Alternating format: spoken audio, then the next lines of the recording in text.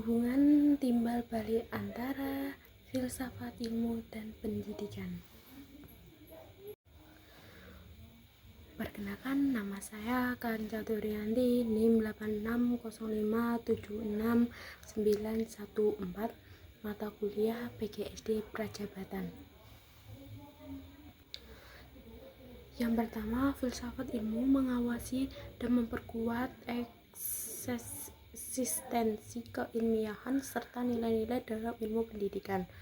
Filsafat ilmu berfungsi sebagai dasar berpikir kritis terhadap ilmu pendidikan. Perannya dapat dilihat melalui 3 aspek. Yang pertama, menjaga eksistensi ilmu pendidikan.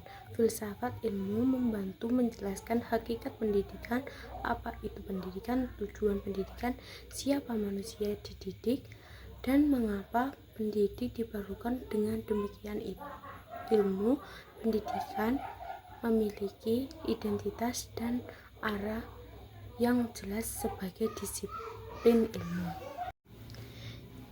Yang kedua, memperkuat keilmiahan pendidikan.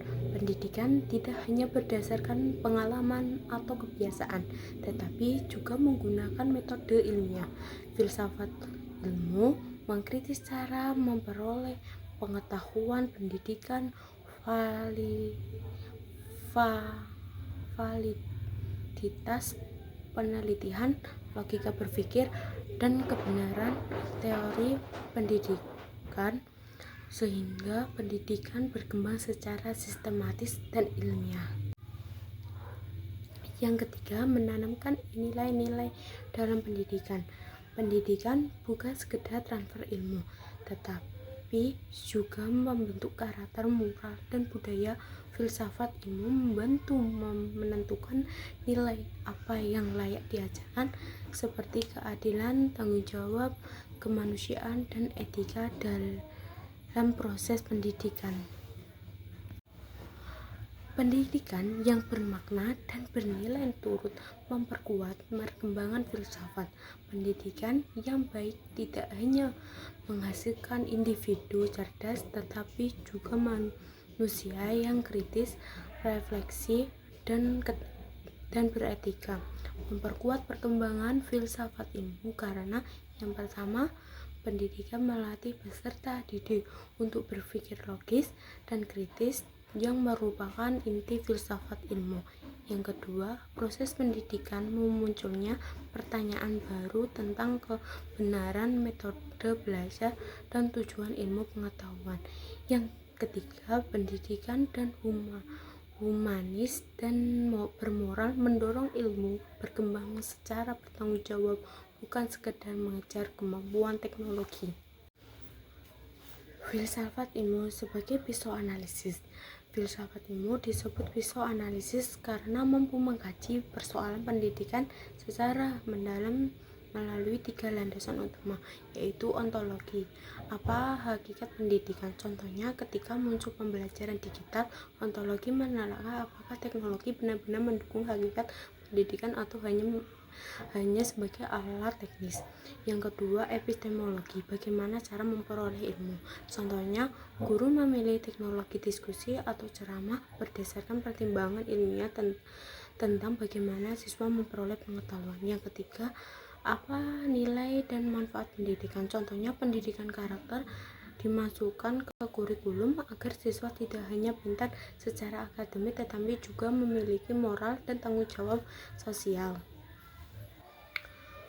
Contoh penerapan dalam pendidikan. Yang pertama, dalam kebijakan pendidikan, pemerintah menerapkan kurikulum yang menekankan karakter dan kompetensi, bukan hanya hafalan. Contohnya, implementasi pembelajaran berbasis proyek untuk melatih kreativitas, kerjasama, dan pemecahan masalah. Yang kedua, dalam kurikulum, menyusun kurikulum mempertimbangkan yang pertama, kebutuhan masyarakat, yang kedua, perkembangan ilmu pengetahuan, yang ketiga, nilai budaya dan moral.